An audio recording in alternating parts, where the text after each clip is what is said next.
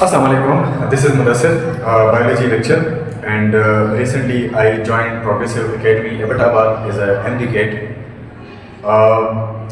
Recently we have conducted a Sunday test regarding chapter 2 biological molecules, और आज मैं आपके साथ बायोलॉजिकल मॉलिक्यूल्स में से जो इम्पोर्टेंट एमसीक्यूज़ है जिसके बहुत ज़्यादा चांसेस है एमडी-कैट और एनएमडी-कैट में आने के, तो वो मैं आपके साथ डिस्कस करने जा रहा हूँ। वैसे हमारे जो टोटल एमसीक्यूज़ है वो ऑफलाइन भी मौजूद है एकेडमी में, लेकिन मैं आपके साथ जो इम्पोर्टेंट एमसीक्यूज़ है ऑनलाइन वो मैं शेयर करना चाहूँगा।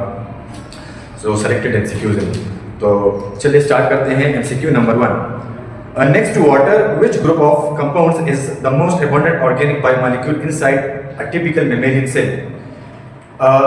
हम कहते हैं कि 90% वाटर होता है, 70 to 90% वाटर होता है सेल के अंदर, एक ह्यूमन लिविंग ऑर्गेनिज्म के अंदर।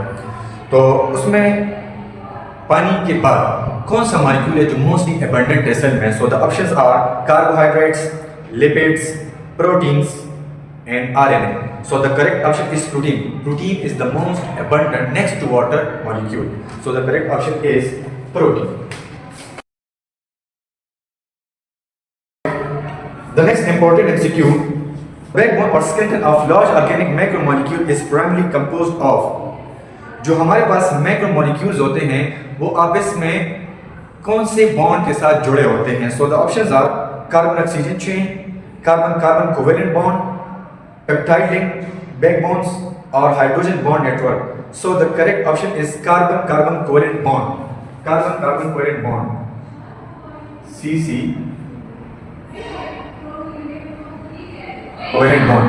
यानी हमारे पास जितनी भी मैक्रोमोलिक्यूल्स होते हैं वो हमारे पास कोवेलेंटली बॉन्डेड होते हैं, यानी हमारे पास C और C आपस में बॉन्डेड होंगे और इसके साथ रिगार्डिंग कोई भी इस साइड पे H भी आ सकता है, हमारे पास इस साइड पे अल्कोहल ग्रुप भी आ सकता है, OH भी आ सकता है। तो आप ये याद रखना है कि हमारे पास C और C के दरमियान कोवेलेंट बॉन्ड होगा। चलते हैं नेक्स्ट एमसीक्यू की तरफ। Which chemical reaction involves the removal of a hydroxide group OH from one monomer and hydrogen atom H from another monomer? जब हम एक मोनोमर से हाइड्रोजन को रिमूव करेंगे और दूसरे मोनोमर से हम OH ग्रुप को रिमूव करेंगे, तो ये हमारे पास कौन सा रिएक्शन कहलाता है? So the options are hydrolysis, phosphorylation, condensation या deamination. So the correct option is condensation. Condensation में हम एक से हाइड्रोजन को और दूसरे से OH को रिमूव करते हैं, यानी H2O को रिमूव करते हैं, तो correct option is condensation.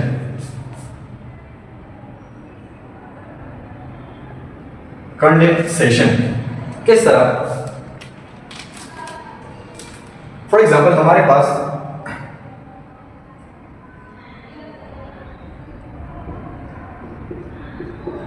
One two three four five six OH H OH OH OH OH यहाँ पर H आ जाएगा।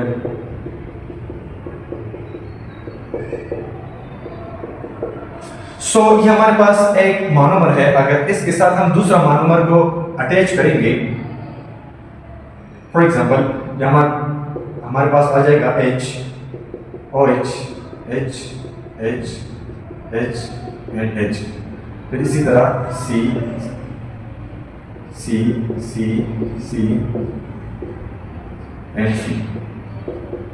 तो यहाँ पर आप देखें, अगर हम यहाँ से OH H और OH को रिमूव करते हैं, यानी हमारे पास क्या है? वाटर है, वाटर है। H2O को जब हम रिमूव करते हैं तो ये रिएक्शन हमारे पास कहलाता है कंडेंसेशन रिएक्शन। यहाँ पर हम लिख देंगे प्लस H2O, यानी पानी हमारे पास रिलीज हो गया, तो ऐसे प्रोसेस को हम बोलते हैं कंडेंसेशन। ओके, नेक्स्ट एमसीक्यू की तरफ चलते हैं।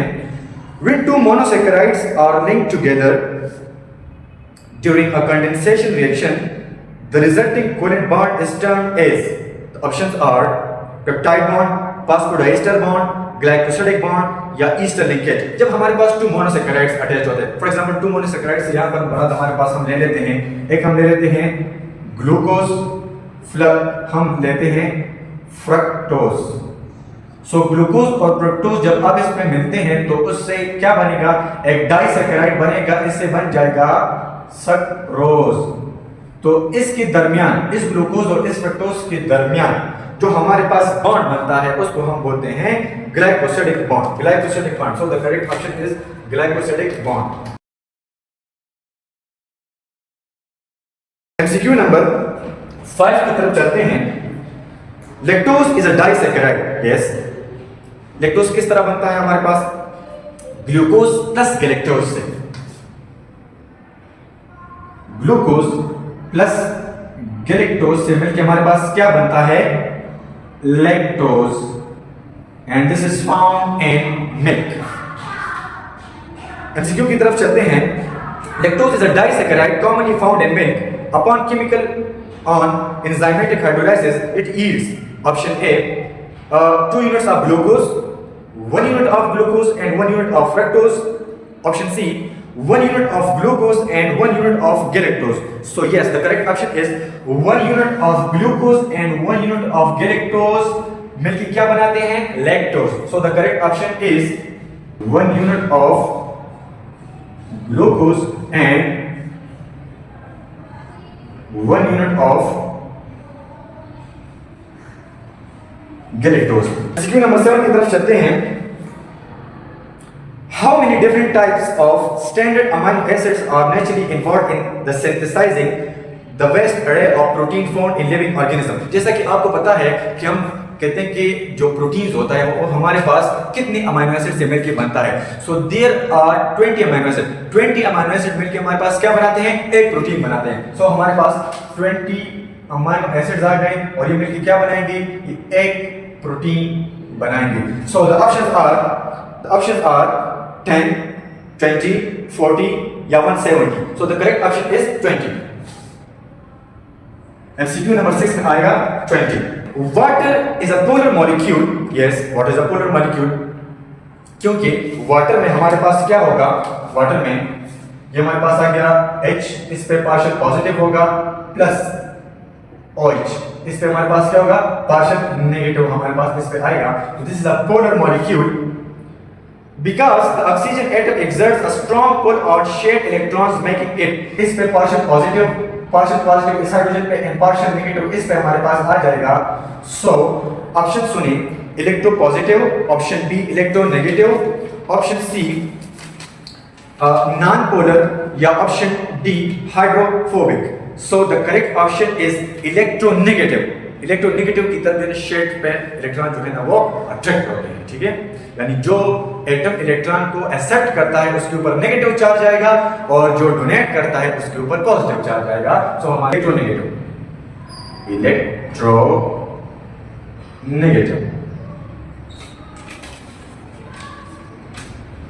नेक्स्ट एमसीक्यू की तरफ चलते हैं। The weak electrostatic attractions that keep water molecules attached to each other in a liquid states is option A covalent bond, ionic bond, hydrogen bonds या peptide bond। अब यहां पर देखिए हमारे पास जो वाटर की मॉलिक्यूल्स होते हैं H2O, तो इनके दरमियान हमारे पास कौन सा बॉन्ड होता है? कौन सा बॉन्ड होता है? चलिए इसकी तरफ चलते हैं। यानी ये हमारे पास हो गया हाइड्रोजन, पार्शियल पॉजिटिव इस पे आ गया, हाइड्रोजन पार्शियल पॉजिटिव इस पे आ गया, इधर हमारे पास क्या गया? ऑक्सीजन, एक पार्शियल नेगेटिव इस पे आ गया। अब ये हमारे पास वाटर का एक मॉलिक्यूल है।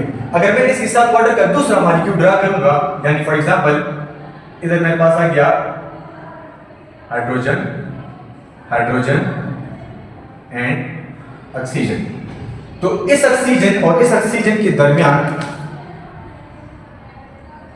जो बॉन्ड है वो उसको हम बोलते हैं hydrogen bond. So the correct option is hydrogen bond, not covalent bond, not ionic bond, not peptide bond. The correct option is hydrogen bonds.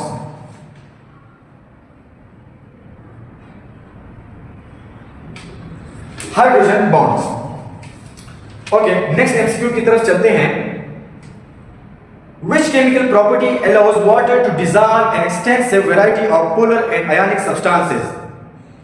यानी वाटर में ऐसी कौन सी एबिलिटी है जो कि पोलर को और आयनिक सब्सटेंस को ज्यादा मिकदार में डिसॉल्व करने की एबिलिटी रख सकता है। So the options are high specific heat, high heat of vaporisation, polar nature या cohesive force. So the correct option is polar nature, because अभी भी हमने डिस्कस किया वाटर में हाइड्रोजन के ऊपर पॉजिटिव चार्ज जबकि ऑक्सीजन पे पार्शियल नेगेटिव चार्ज है, इनके दरमियान कोवेलेंट बॉन्ड मौजूद, सॉरी इनके दरमियान आयनिक बॉन्ड मौजूद है। सो इसमें चूंकि प्लस माइनस चार्ज है तो हमारे पास ये क्या होगा, पोलर नेचर होगा। So the correct option is polar nature, polar nature. Next MCQ की तरफ चलते हैं। The property of water that enables it to stick to the internal walls of narrow tubular vessel is, यहां पर tubular vessel से मुराद xylem है, and the options are cohesion, option B adhesion, option C high density और option D low viscosity। so यहां पर मैं आपको बताता जाऊं the correct option is adhesion। हाँ, वो भी आपको बताता हूं। एडहेशन, देखिए हमारे पास जाइलम बंडल मौजूद है, जाइलम वेसल मौजूद है और हमें ये भी पता है कि जाइलम क्या करता है, it transport water from roots to the upper parts of the plant.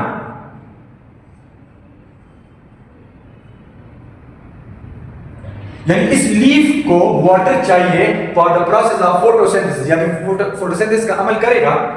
इसको क्या चाहिए, इसको चाहिए H2O प्लस, इसको क्या चाहिए एनवायरनमेंट से, कार्बन डाइऑक्साइड। ये मिलके क्या बनाएंगे, ग्लूकोज C6H12O6 प्लस ऑक्सीजन को as a by product release करेंगे। तो इस इक्वेशन को देख के ये जो वाटर है, जो कि ये हमारे पास नीचे मौजूद है, तो ये जो वाटर के मॉलिक्यूल है इस तरह ये एक एक करके एक दूसरे के साथ जुड़े होते हैं। इस प्रोसेस को हम बोलते हैं कोहेशन। यानी जब वाटर के टू मॉलिक्यूल आपस में इस तरह जुड़े होते हैं, यानी एक मॉलिक्यूल जब अपवर्ड जाएगा तो नीचे वाले जो मॉलिक्यूल है वो भी अपने साथ उसको खींचेगा। This is called cohesion. What is adhesion? इसकी सिंपल एग्जांपल मैं आपको ये दूंगा। आप एक गिलास में पानी डालें, ठीक है, वाटर डालें और फिर उस पानी को दोबारा गिराएं, तो जो गिलास है उसकी बिल्कुल वॉल्स पे आपके पास पानी के कतरे मौजूद होंगे। इधर हमारे पास वाटर ड्रॉप्स फिर भी मौजूद होंगे। So this force is called adhesive force and the process is called adhesion. तो यहां पर क्या होगा कि कुछ हमारे पास वाटर के जो मॉलिक्यूल्स हैं वो इस वेसल के साथ, जाइलम वेसल के साथ इस तरह अटैच होंगे। तो इसका फायदा क्या है? इसका फायदा ये है कि पौधा जो है उसको एक तो पानी मिलेगा, यानी अगर अनफेवरेबल कंडीशन ऑफ वाटर ना हो तो यहाँ पर जाइलम वेसल जो के उसके साथ ये वाटर के मॉलिक्यूल्स अटैच होते हैं, तो इस वजह से ये पानी फिर भी जो है ना इस वेसल्स के अंदर मौजूद होगा और वो अपवर्ड जाएगा जिस वक्त फोटोसिंथेसिस का अमल हो रहा हो और उसको नीड ऑफ सिलेक्शन को परफॉर्म करने के लिए। Okay, so the correct answer is adhesion. Okay, next MCQ की तरफ चलते हैं।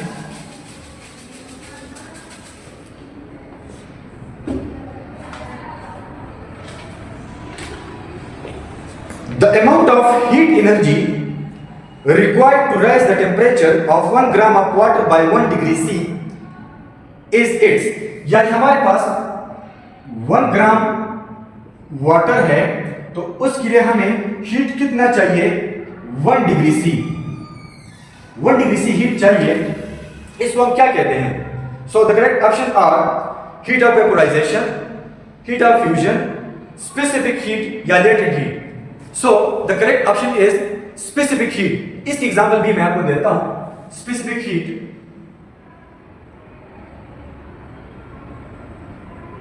हाउ, देखिए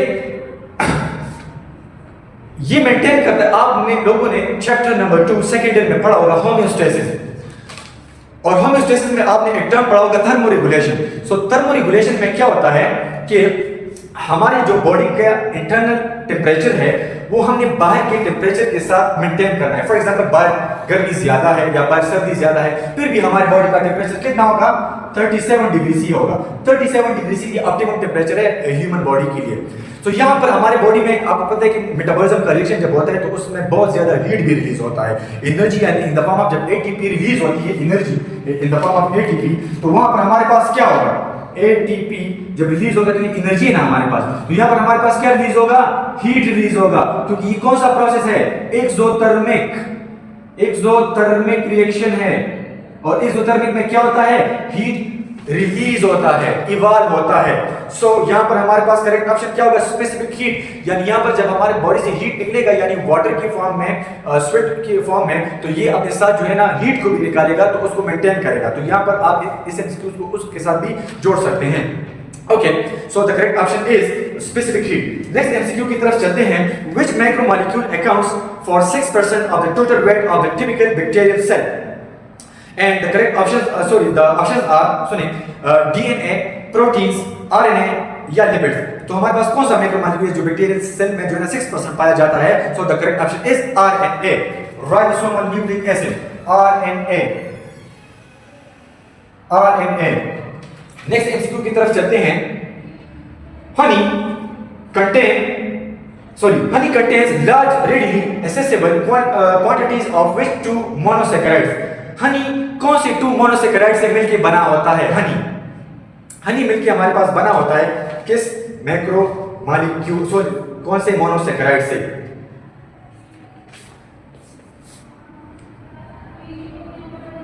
ग्लूकोज एक मोनोसैकेराइड है, प्लस फ्रक्टोज दूसरा मोनोसैकेराइड है। ये दोनों जब आपस में मिलते हैं तो ये क्या बनाते हैं, ग्लूकोज प्लस फ्रक्टोज, ये बनाते हैं हमारे पास sucrose, and sucrose is mainly found in honey. So the correct option is glucose and fructose. Glucose and fructose option इसमें है, ग्लूकोज एंड गैलेक्टोज वो लैक्टोज बनाता है, ठीक है, वो ऑप्शन ठीक नहीं है। ग्लूकोज एंड फ्रक्टोज करेक्ट है, सक्रोज एंड माल्टोज ये भी रॉन्ग है, माल्टोज एंड गैलेक्टोज ये भी रॉन्ग है। So the option glucose and fructose is correct. Next MCQ की तरफ चलते हैं, the structure component found forming the tough exoskeleton of arthropods like crabs is, यानी हमारे पास जो एक्सोस्केलेटन ऑफ आर्थ्रोपोड्स होता है, क्रैब हमारे पास क्रैब है, उसका जो एक्सोस्केलेटन वो एनिमल्स होते हैं जिनका स्केलेटन उनके बॉडी के बाहर होता है, we are endoskeleton animals. Okay, so the options are cellulose, starch, cellulose is found in the cell wall of plants, starch now they are found in plants, chitin या glycogen। so the correct option is chitin। so chitin यानी हमारे पास जो exoskeleton होता है arthropods का, उनके ऊपर chitin का लेयर होता है। तो अक्सर आपने देखा होगा जब कॉकरोच या वेब्स के ऊपर हम इस तरह पाँव रखते हैं तो एक आवाज आती है, क्रंच की आवाज आती है, या दूसरा आप उसको दूर से देखते हैं तो एक शाइनी वो स्ट्रक्चर देता है, शाइनी स्ट्रक्चर देता है। तो इसका और दूसरी बात कि उसके ऊपर अगर पानी मतलब गिर जाए तो पानी एब्जॉर्ब नहीं करता, बल्कि वो पानी उसके ऊपर जो है ना वो फिसलता है। इट मीन्स कि वो नॉन पोलर है, जबकि वाटर हमारे पास क्या है, वो पोलर इन नेचर है, ठीक है। So the correct option is chitin.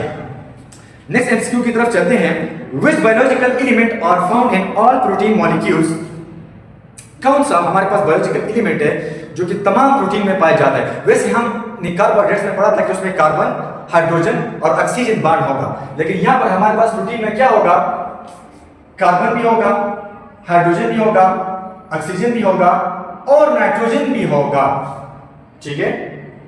Next MCQ की तरफ चलते हैं, polyhydroxyaldehyde and ketones that yields 10 monosaccharide units upon completely hydrolysis are called। अच्छा, अभी मैंने पढ़ा था monosaccharide made up of 1 sugar, disaccharide made up of 2 sugars, ठीक है। इसी तरह अगर 10 यूनिट्स तक वो चला जाए तो उसको हम बोलते हैं ओलिगोसैकेराइड, लेकिन वो अगर 10 से एक्सीड कर जाए तो फिर हम उसको क्या बोलेंगे, पॉलीसैकेराइड। सो यहाँ पर ऑप्शन सुने, ओलिगोसैकेराइड, डाइसैकेराइड, पॉलीसैकेराइड या trioses. So the correct option is oligosaccharides.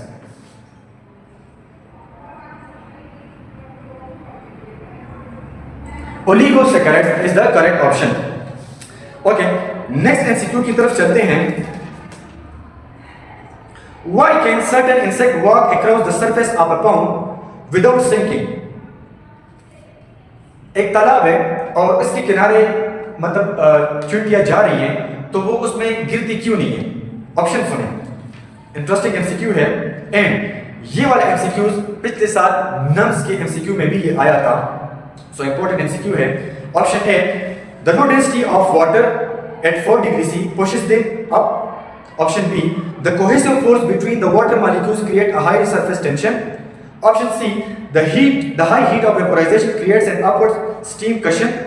Option D, the insect secretes cellulose enzyme that floats.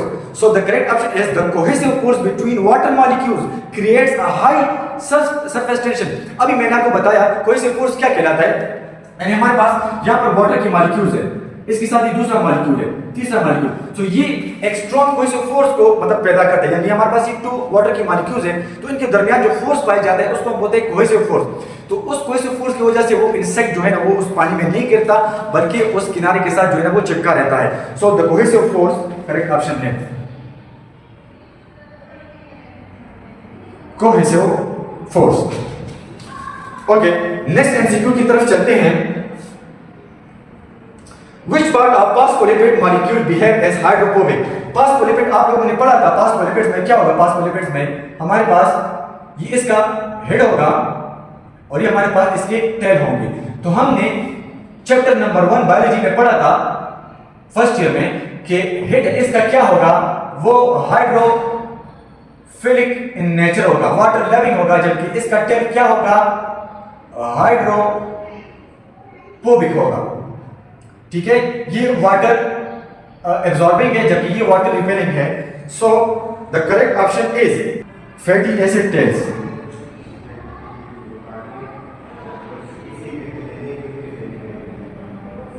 The fatty acid tails is the correct option. Okay, next MCQ की तरफ चलते हैं। Which group of lipids provides a protective water resistant coating on the leaves and fruits of plants? Leaves और fruits के ऊपर एक protective covering होता है, उसको क्या कहते हैं? फॉस्फोलिपिड्स, एसाइल ग्लिसरॉल, वैक्सेस या steroid? So the correct option is waxes. Waxes, क्योंकि वैक्स आपको पता है वो ऑर्गेनिक इन नेचर है, नॉन पोलर है, जबकि वाटर पोलर है। और आप लोगों ने पढ़ा था कि light dissolve light, so water यहाँ पर वाटर और जो वैक्स है वो अब इसमें मिलते नहीं है, तो वाटर जो है वो उसके ऊपर जो है ना वो फिसलता है। ठीक है, लास्ट एमसीक्यू की तरफ चलते हैं। In the Watson-Crick model of DNA the diameter of the double helix major. Double helix DNA में हमारे पास डायमीटर कितना होता है? यानी हमारे पास फॉर एग्जांपल ये डीएनए है, डीएनए का स्ट्रक्चर है, ये डीएनए का स्ट्रक्चर हम ड्रा करते हैं।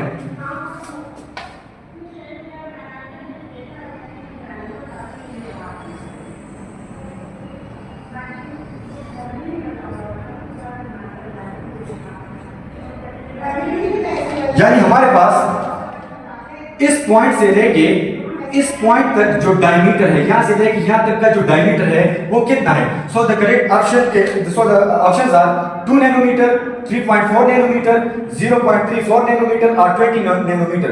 So the correct option is 2 nanometer. तो हमारे पास कितना है? 2 नैनोमीटर।